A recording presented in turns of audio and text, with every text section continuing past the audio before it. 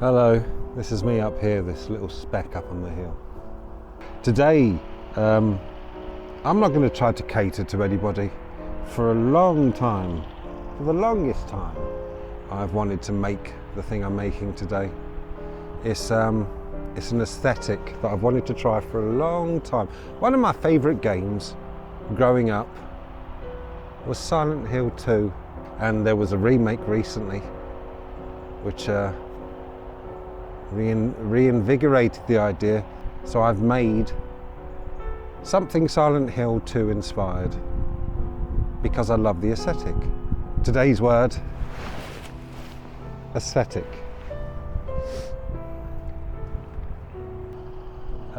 Welcome to Dan Does. Maybe we could do like a pan. We'll do like a pan and then we can do the title. So welcome to Dan Does.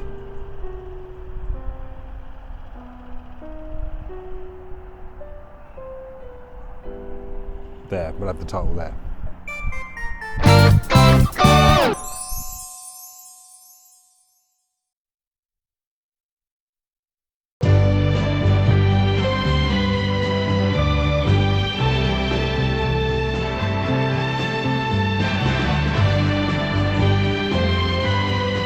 Hello. Starting this build with a thin MDF sheet, the kind of sheet you get on the back of a wardrobe or a chest of drawers. And if you go to IKEA, they have a little bin sheddy thing that says please help yourself, and they've got tons of the stuff, or at least they did a couple of years ago. I haven't been there in a while. Meticulously I've cut the sheet into 4 pieces. There is a 5th piece, it's just not on camera, and I'm making a box. Making this box wasn't particularly easy. I think we take boxes for granted in this day and age. So the next time you see a box, spare a thought. And I've got some black 3.0, not quite black 4.0, but one day I'll get black 4.0, and I'm going to paint the whole thing black, like a void. If you peer into my heart, this is what you'll see. Except it'd be black 4.0. This is a sheet of the lesser spotted XPS foam, at least it's lesser spotted in this country. I'm going to use this, I've got 2 identical pieces, and I'm going to make a wall, some kind of wall with this. This is fun, I like doing this. And the first step be roll some tin foil all over it and make it look all lumpy and stuff. I mean, it depends how rough you want the wall to be. I want this wall to be real rough because it's Silent Hill 2 wall, yo.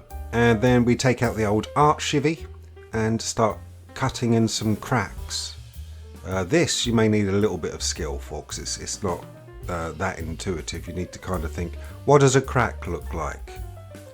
I'm thinking of cracks now.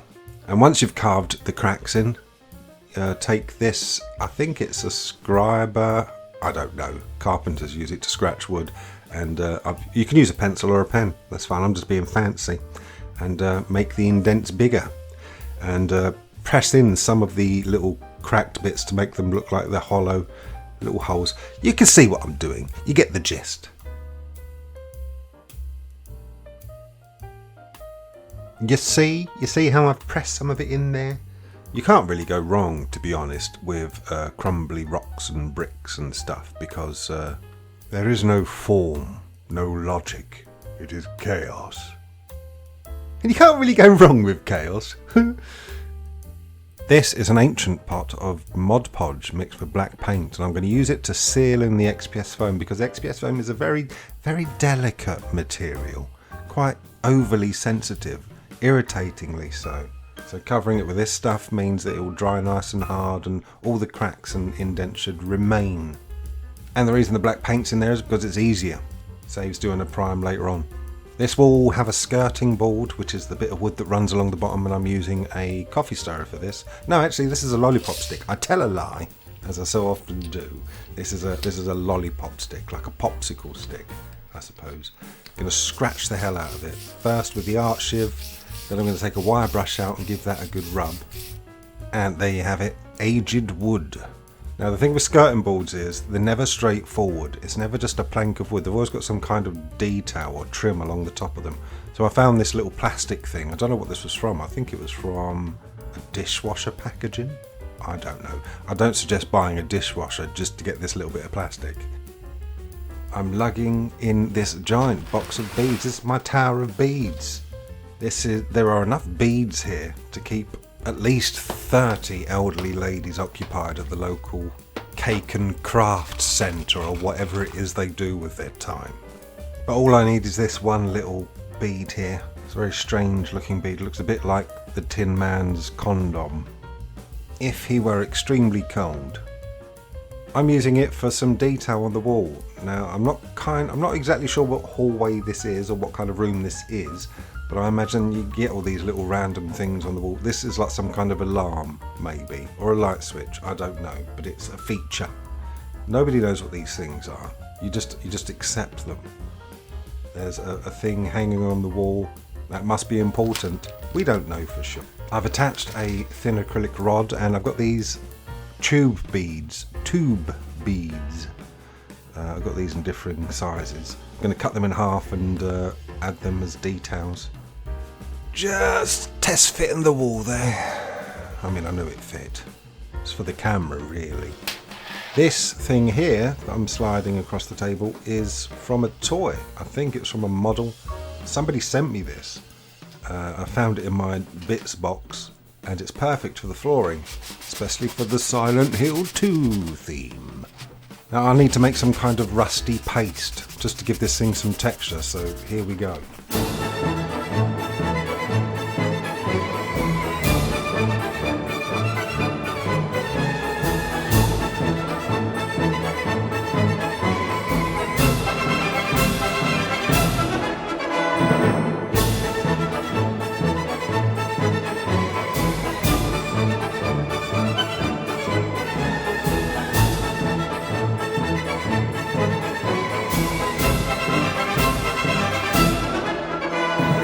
Don't eat it!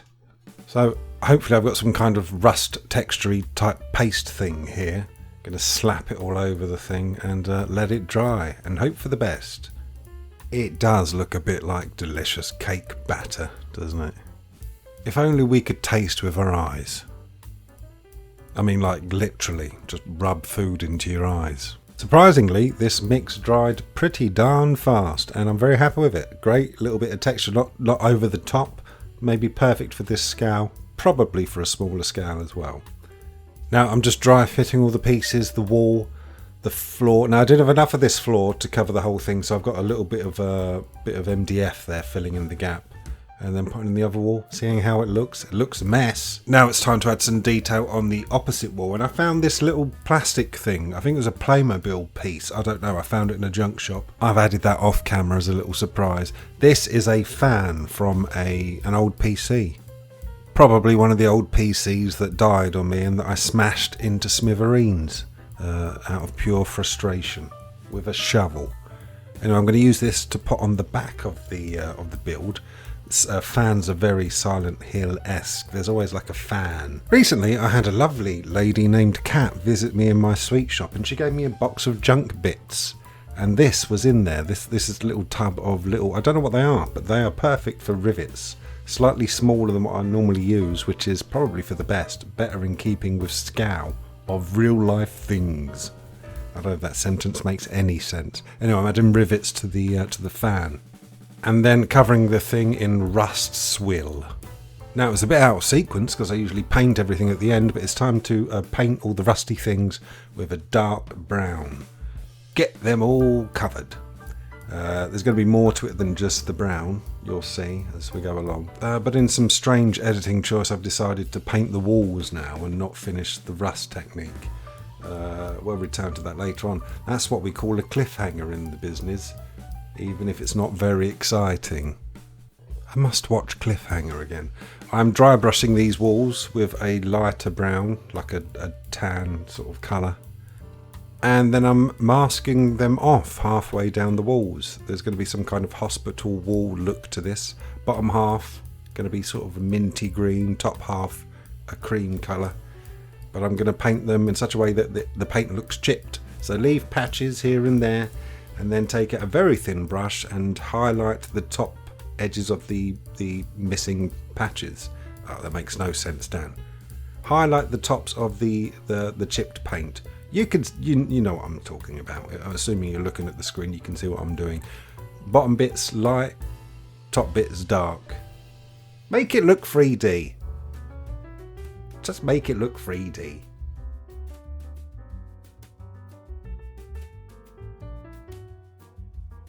Ooh, satisfying.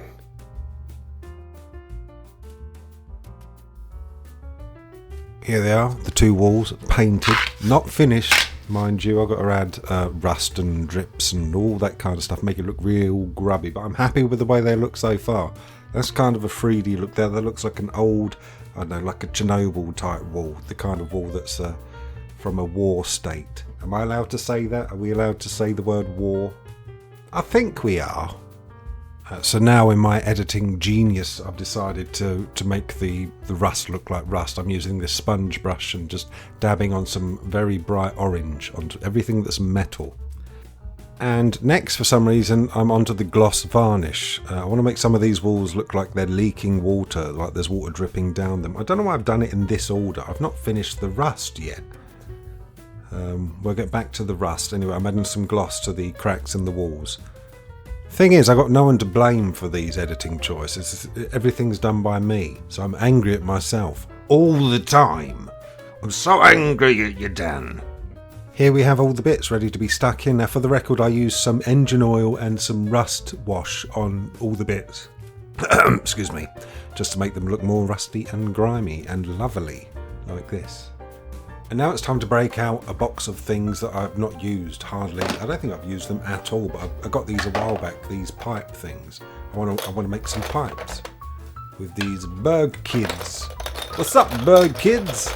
Them some class building blocks you got there. I grew up in Dagenham, by the way.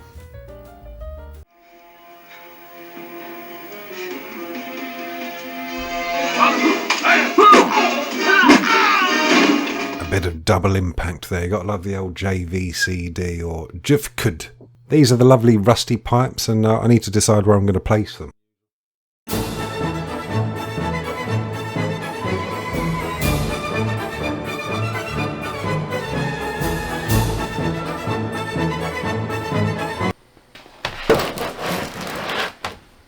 Breaking out the old cutting mat. I've got this big old sheet of plasticard, and I want to cut it into floor tiles. So I need to do some measuring for that. Now, I'm not great at the measuring. They say measure twice, cut once. I tend to measure once and cut twice somehow. I don't know how I manage that, but... So I'm going to cut all these little square floor tiles out. Still not sure what the room is, but floor tiles will look great. I can already picture it in my brain. And once I've cut each of these tiles out, I want to round off the edges with some sandpaper. It's all about the little details.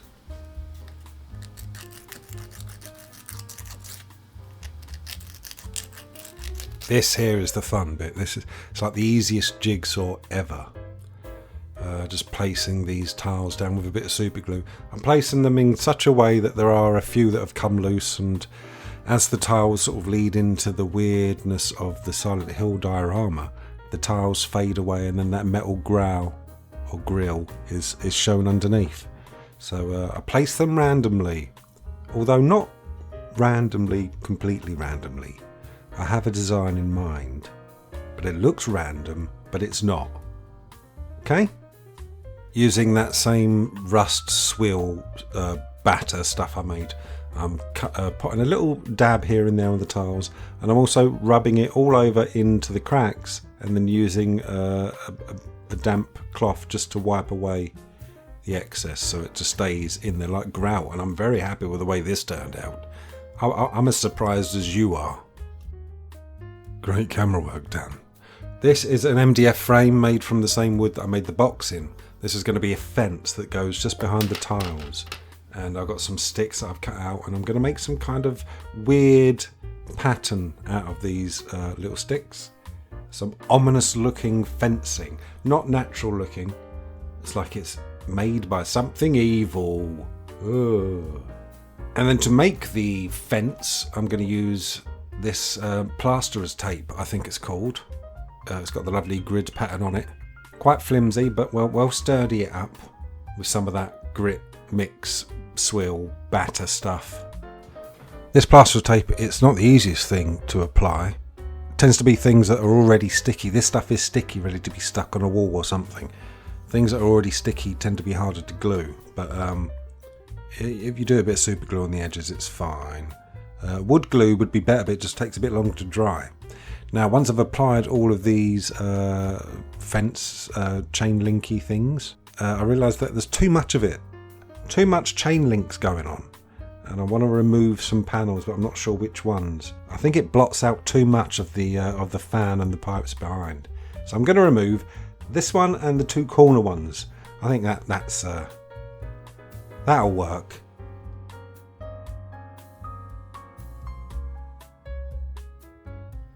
Yes, I think that is much better.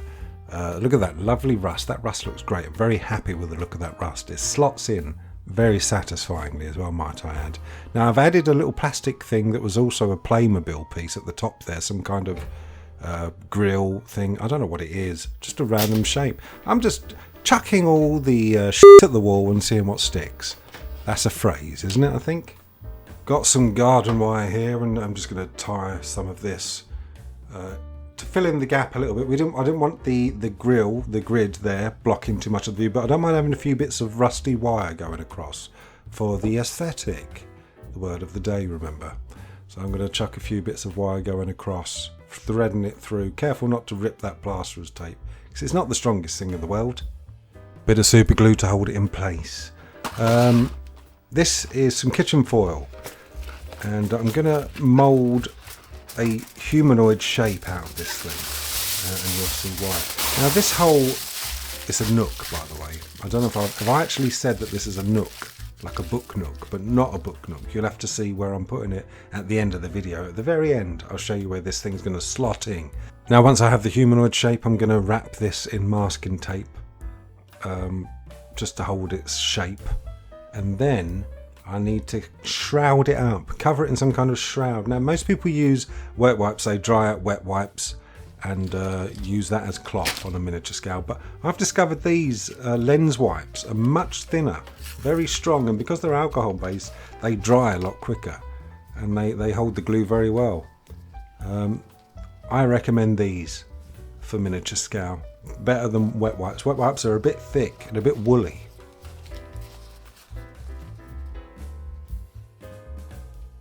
These things are dry in about half an hour. Doesn't take very long at all. Wet wipes you have to leave overnight because they're very wet. But of course they have to be wet to wipe your butty bot clean, don't they? Don't flush wet wipes down the toilet.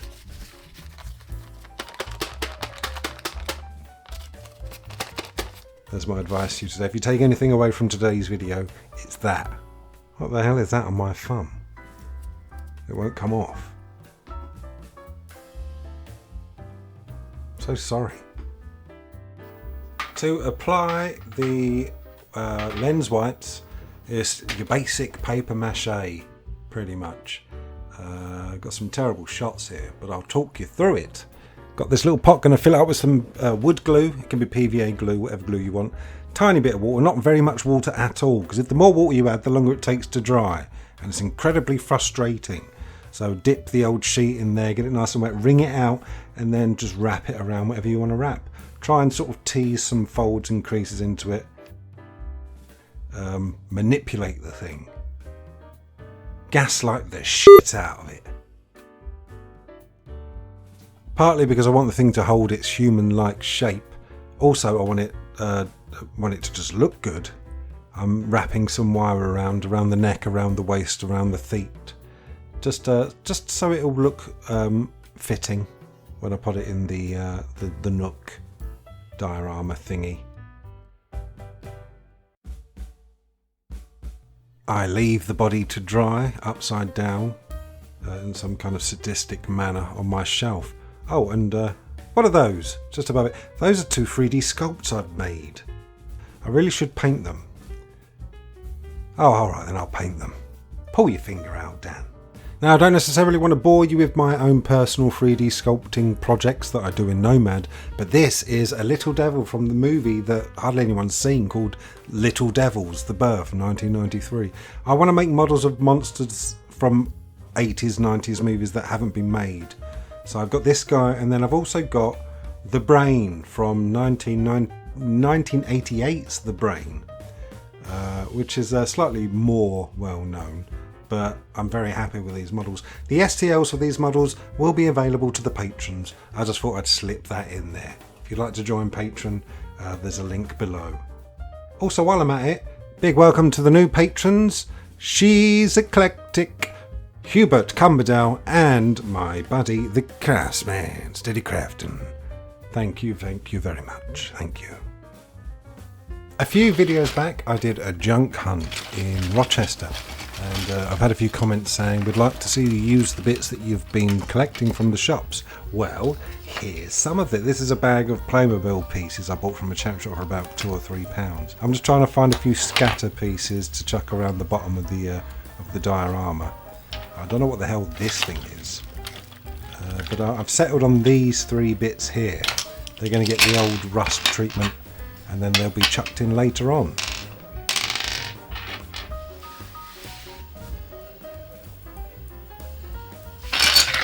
It's gadget time. While perusing Amazon the other day, I found this thing, which is, let me just have a quick look. It's a mini reciprocating sander set. And it's pretty handy, especially for little things like this. It's like an electric toothbrush, but it has all different shapes. So you can get right in the corners and right in the holes and things if you want to sand something.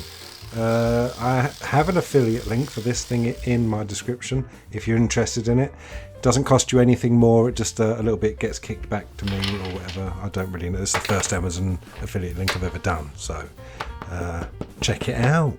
This thing is dry, this body. Whoever it was, they were in quite good shape in their living days. Quite svelte. But now they're dead.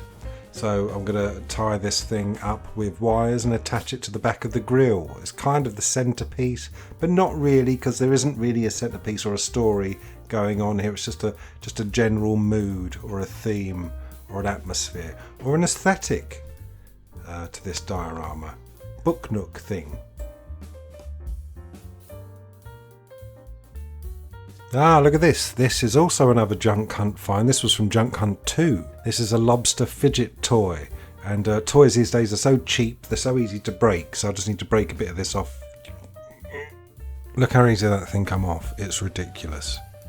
I just need one of these discs for now, but the rest will be great later on down the line for my crafting journey.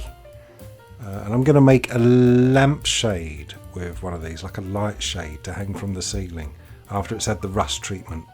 And to use this lampshade I will need a light, and I'm getting the light from a Halloween decoration I got this year. Ooh, it's a ghost. This isn't a Halloween video, by the way. It's too late to be a Halloween video. Would have been fine as a Halloween video, but I'm not doing a Halloween video this year, because as soon as Halloween's done, nobody cares about the video.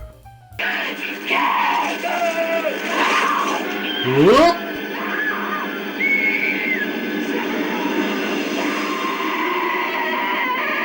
Uh-oh.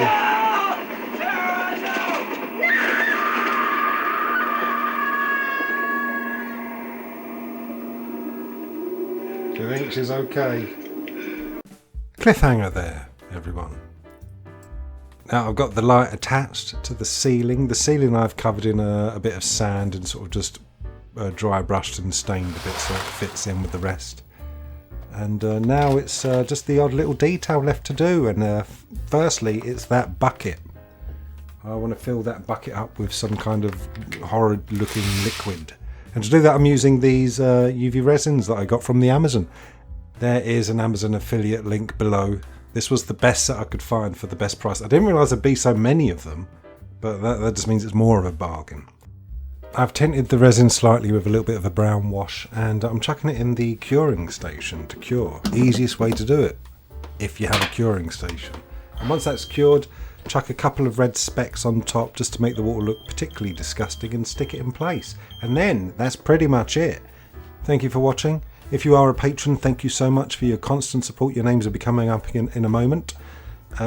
This is the Nook, and if you wait to the very end, you'll see where the Nook is being placed. Thank you so much. I appreciate you. Don't forget to like and subscribe.